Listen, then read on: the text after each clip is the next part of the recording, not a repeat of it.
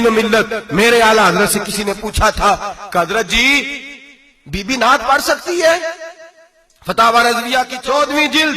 Be be میلاد پڑھ سکتی ہے؟ میلاد؟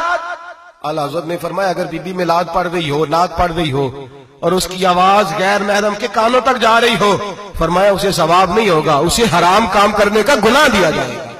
بی بی کو منع ہے، وہ نعت کی آواز بھی عورت کا ہی نہیں پڑھتا، دین میں تو عورت کی آواز کا بھی پردہ ہے، دین میں تو عورت کی، حضرت سیدہ زینب، حضرت فاطمہ کی وہ لخت جگر جو میدان کربلا میں امام حسین برابر کی شریک رہی سیدنا امام حسین کے ساتھ۔ یحییٰ بن معین کہتے ہیں میں 15 سال تک حضرت زینب کا پڑوسی رہا ہوں، 15 سال۔ گھر برابر ہوتا ہے نا، بندہ بی بی دیکھ ہی لیتا ہے، وہ بی بی کبھی پردہ ڈال کے جا رہی ہے دوائی لینے، کبھی نظر آ ہی جاتی ہے۔ کہتے ہیں 15 سال میں سیدہ فاطمہ کی بیٹی کا پڑوسی رہا ہوں، میں نے کبھی برقعے میں چھپی ہوئی زینب بھی نہیں دیکھی، برقعے میں چھپی ہوئی زینب بھی کبھی نہیں دیکھی۔ حضرت عبداللہ بن جعفر طیار جناب علی المرتضیٰ کے بھائی تھے، ان کے بیٹے کے ساتھ ان کا نکاح ہوا تھا، بیمار ہو گئی تو حضرت عبداللہ کہنے لگے زینب چل تجھے حکیم کے پاس لے جاؤں، طبیب کے پاس لے جاؤں، تو حضرت زینب کہنے لگی آپ جائیے میرا حال بتا کے دوائی لے آئیے۔ تو حضرت عبداللہ جعفر طیار کہنے لگے شریعت میں گنجائش ہے ڈاکٹر کے پاس جانے، حکیم کے پاس جانے کی گنجائش ہے، تو چلتی کیوں نہیں؟ تو حضرت زینب کہنے لگی شریعت میں گنجائش تو ہے پر عبداللہ میری مجبوری یہ ہے کہ میں فاطمہ کی بیٹی ہوں، شریعت میں گنجائش تو ہے پر میری مجبوری یہ ہے کہ میں حسین کی بہن ہوں، شریعت میں گنجائش ہے پر میں حسن کی بہن ہوں، شریعت میں بڑی گنجائش ہے پر لوگ مجھے محمد عربی کی نواسی کہتے ہیں، گنجائش تو ہے پر میں نہیں نہ نکل سکتی، اس لیے کہ جتنا کوئی اپنے آپ کو دین کے قریب جانتا ہے اتنا اس کے پیروں میں شریعت کی زنجیریں زیادہ ہوتی ہیں۔ تو جناب سیدنا عبداللہ کہنے لگے اگر تو پردہ کر گئی، اگر تو چلی گئی،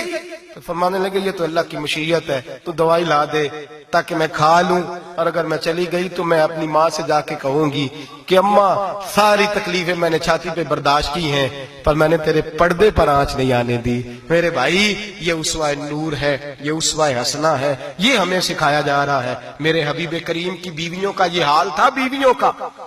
اپنے گھر کے آنگن میں حضرت عائشہ صدیقہ، حضرت سودا جناب حفصہ اپنے سین میں جب بیٹھتی تھی نا تو دیوار کی طرف منہ کر کے بیٹھتی تھی، دیوار کے ساتھ لگ کے دیوار کی طرف۔ بیبیاں اپنے گھر کے اندر بھی دیوار کی جانب منہ کر کے بیٹھتی تھی۔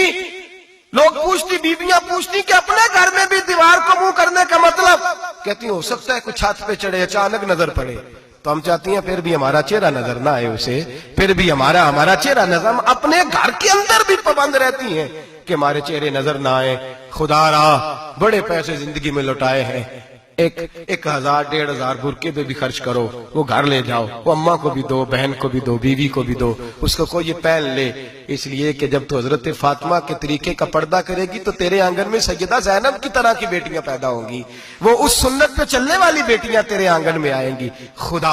خدا را میرے بھائی آج یہ نیت کرو، یہ ارادہ کرو اور اپنے گھروں کو پردے کا پابند بناؤ۔ اگر ایک بیٹی پردہ دار ہو گئی تو کئی خاندان پردہ دار ہو جائیں گے، اگر ایک بیٹی پردہ دار ہو گئی تو کئی گھرانے سنوریں گے، کئی جگہ پہ نور پھیلے گا۔ اے عرش کے مالک، اے میرے محبوب کے خدا، تجھے واسطہ ہے میرے محبوب کی بیویوں کا اور تجھے صدقہ حضور کی شہزادیوں کا۔ اے اللہ اتنا کرم برسا، اتنی رحمت برسا کہ میرے وطن کی بیٹیاں اور میرے وطن کی مائیں بہنیں بچیاں یہ سمجھ جائیں کہ ہماری نجات صرف حضرت فاطمہ کے برقعے میں ہے، حضرت عائشہ کے پردے میں ہے، سیدہ خدیجہ الکبریٰ کے حجاب میں ہے۔ اللہ کرے یہ سمجھ جائیں اور یہ جب بھی سجدہ کریں تجھ سے حیا مانگیں، یہ تجھ سے جب بھی سجدہ کریں یہ تجھ سے اپنے لیے چادر تطہیر اور پردہ تنویر ہی مانگیں۔ اللہ کرے مجھ بے عمل کی منہ سے نکلے ہوئے لفظ کسی کے دل میں تاثیر بن کے اترے اور پھر دنیا کے اندر یہ رواج عام ہو کہ ہر کوئی پردہ کرے، ہر کوئی با پردہ ہو جائے۔ اے اللہ تو تاثیر نازل فرما، اے اللہ تو عمل کی دولت نازل فرما، اے اللہ ہماری بیٹیوں کو عزت کی چادر عطا فرما، ہمیشہ مدحت خیر الانام میں گزرے۔ دعا ہے یہ عمر درود و سلام۔